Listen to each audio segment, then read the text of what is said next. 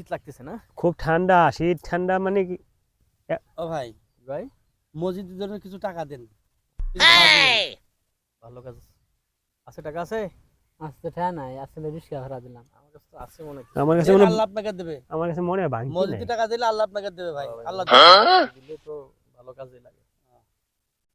আর নাই, ওই নাই, 20 নাই, টাকা নাই, আমরা বেশি, ওই আমরা তো আমরা যান।